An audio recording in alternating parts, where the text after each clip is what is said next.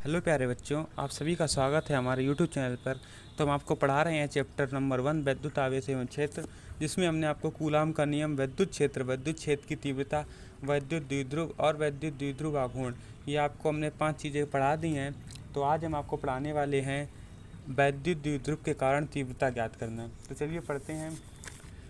तो इसमें दो स्थितियां आती हैं, अच्छी स्थिति और दूसरी निरक्षीय स्थिति। तो पहली स्थिति है अक्षीय स्थिति। अक्षीय स्थिति क्या होता है कि द्विध्रुव के अक्ष पर अगर कोई बिंदु है, उस बिंदु पर हमें अगर तीव्रता ज्ञात करनी है तो हम इस विधि से ज्ञात करते हैं। तो पहले द्विध्रुव बनाएंगे। द्विध्रुव मैंने आपको पिछले वीडियो में पढ़ाया था कि दो समान प्रकृति के आवेश, यानी कि उनकी मात्रा बराबर हो। जैसे कि अगर एक आवेश 5 कूलाम का है तो दूसरा भी 5 कूलाम का होना चाहिए। तो दोनों हमने समान मात्रा के आवेश ले लिए, लेकिन प्रकृति में भिन्न होने चाहिए। यानी कि अगर एक पॉजिटिव है तो हमारा एक निगेटिव होना चाहिए। और ध्यान ये रखिए कि हमेशा पहले वाला पॉजिटिव हो, क्योंकि वैद्युत द्विध्रुव की दिशा जो होती है वो -q से +q की ओर होती है। ठीक है, ये हमने बनाया। और इसके बीच की दूरी हमने आपको बताई थी 2l होती है। ये एक अल्पतम दूरी है 2l। अगर हम इसका मध्य बिंदु ज्ञात करेंगे O, तो यहाँ से यहाँ तक की दूरी हमारी हो जाएगी l, और यहाँ से यहाँ तक की दूरी हो जाएगी बच्चों l हो जाएगी। ठीक है, अब हम इसके अक्ष पर, यानी कि इसी की लाइन को आगे बढ़ाते हुए कोई इसकी अक्ष पर एक बिंदु है P, यहाँ पर हमको क्या ज्ञात करना है, विद्युत क्षेत्र की तीव्रता ज्ञात करनी है। तो पहले हम क्या करेंगे, इसको इससे मिला देंगे। ठीक है, अब हमको एक चीज़ माननी पड़ेगी कि जो P से O के बीच की दूरी है वो कितनी है, R है हमारी। ठीक है, R आपने मान ली। अब हम क्या करेंगे यहाँ पर, अब हमको एक स्टेटमेंट लिखना पड़ेगा। जो अभी हमने आप बनाया है कि वैद्युत द्विध्रुव हमने लिया, फिर उसकी अक्षीय स्थिति में एक बिंदु P लिया, और उसके बाद हमने O से P के बीच की दूरी को R माना। ये हमको स्टेटमेंट लिखना पड़ता है। तो पहले इसको मैं लिख देता हूँ, उसके बाद मैं आपको बताता हूँ। तो हमने यहाँ पर देखिए लिख दिया है कि माना कोई वैद्युत द्विध्रुव जो निर्वात या वायु में रखा है, जिसके केंद्र O से अक्षीय स्थिति में कोई बिंदु है P, उसके बीच की दूरी R है। अब हम क्या लिखेंगे, देखिए -q और +q के कारण P पर जो तीव्रता आएगी उसको हम पहले लिखेंगे, उसके बाद हम परिणामी तीव्रता ज्ञात करेंगे। तो सबसे पहले हम लिखेंगे कि -q आवेश के कारण विद्युत क्षेत्र की तीव्रता, इसको हम मान लेंगे E1, क्योंकि q पहले है तो हम इसको मान लेंगे E1। तो E का फार्मूला क्या होता है, 1/4πε0 q/r²। तो देखिए q कितना हो जाएगा, जो विद्युत क्षेत्र की तीव्रता होती है उसमें चिन्ह हम नहीं रखते हैं, तो यहाँ पर जो -q है इसका हम केवल q उठाएंगे। तो यहाँ हमने उठाया q। अब r कितना हो जाएगा, -q से p तक के बीच की दूरी देखिए, इतनी दूरी हमारी r है और इतनी दूरी हमारी l है। तो टोटल डिस्टेंस हो जाएगी हमारी r + l और इसका होल स्क्वायर। तो ये हमारी आ गई E1। इसी प्रकार हम +q आवेश के कारण निकालेंगे E2। चलिए निकालते हैं। तो हम निकालेंगे +2 आवेश के कारण हम E2 निकालेंगे। E2 क्या हो जाएगी, 1/4πε0। अब हम देखिए क्या करेंगे, यहाँ पर Q कितना है, Q यहाँ पर भी Q ही रहेगा, क्योंकि हम चिन्ह लेते नहीं हैं। तो यहाँ पर हम केवल लिख देंगे Q। अब बीच की डिस्टेंस लिखेंगे, डिस्टेंस कितनी हो जाएगी, देखिए +q से P के बीच की डिस्टेंस हमें निकालनी है।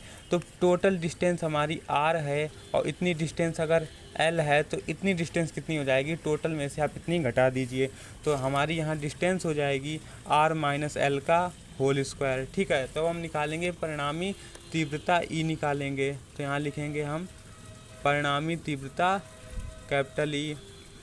तो देखिए E क्या हो जाएगा, आप यहाँ पर एक चीज़ ध्यान रखिए कि इसमें जो आधार है वो हमारा R + L है, और यहाँ पर R - L है, यानी कि ये हम बड़ा होगा, क्योंकि R + L जो है ये बड़ा होगा, क्योंकि R में L जोड़ेंगे तो कुछ ना कुछ मान ज़्यादा आएगा अकॉर्डिंग टू दिस, क्योंकि इसमें R में L घटा रहे हैं। तो जिसका आधार बड़ा होता है वो भिन्न छोटी हो जाएगी। तो ये जो है वो छोटी होगी किससे, E2 से। E2 हमारी बड़ी होगी। तो हम जब परिणामी तीव्रता E निकालेंगे तो हम बड़े में से छोटे को घटा देंगे, तो हम E2 - E1 कर देंगे। तो चलिए निकालते हैं।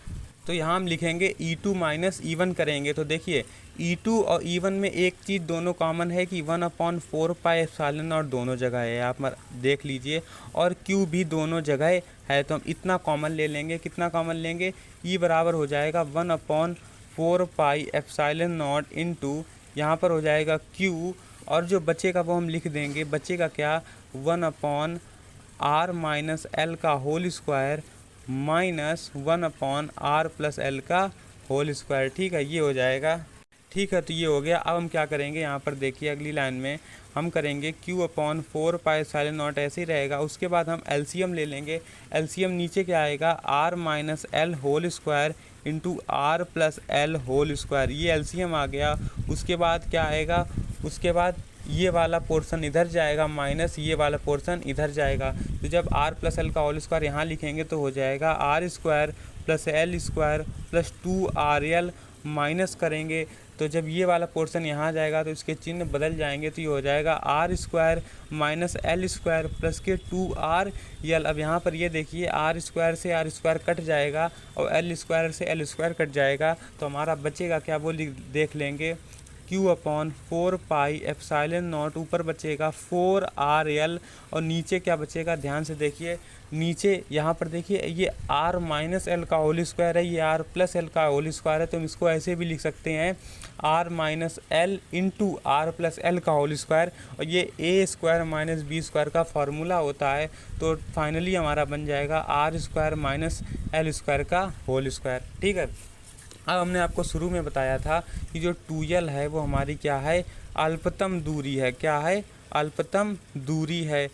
तो जो L होगी वो और भी कम हो जाएगी। तो हम यहाँ पर मान लेंगे कि जो R है वो बहुत बड़ी है L से, तो हम यहाँ पर L को नगण्य मान लेंगे R के मुकाबले, क्योंकि R बहुत बड़ी होगी और L बहुत छोटी होगी। तो जब हम R से L घटाएंगे तो यहाँ पर केवल R ही बचेगा, L को हम निगलेक्ट कर देंगे। तो E बराबर क्या आएगा, Q/4 पाई एप्सिलॉन नॉट, ऊपर 4RL ऐसे ही रहेगा, नीचे क्या होगा, यहाँ पर हम केवल L को हटा देंगे। अगर आप L स्क्वायर को हटा देंगे तो हमारा क्या बचेगा, R स्क्वायर का स्क्वायर, यानी कि R की घात 4 बचेगी। तो E बराबर हमारा हो जाएगा, देखिए ऊपर R है नीचे R की घात 4 है, अगर हम काट देंगे तो नीचे R की घात 3 बचेगी। तो ऊपर हो जाएगा 4QL/4 pi epsilon not into RQ। अब ये जो 4QL है इसको हम लिखेंगे 2 इंटू 2QL। और अगर आपने वैद्युत द्विध्रुव आघूर्ण पढ़ा था तो आपको पता होगा कि 2QL किसके बराबर होता है, वैद्युत द्विध्रुव आघूर्ण P के बराबर होता है। तो फाइनली जो हमारा आंसर आएगा वो आएगा 2P/4 pi epsilon not into RQ। ये हमारा आंसर है, यानी कि वैद्युत द्विध्रुव के कारण जो अक्षीय स्थिति में तीव्रता आती है वो कितनी आती है, 2P/4 pi epsilon not into RQ। Thank you.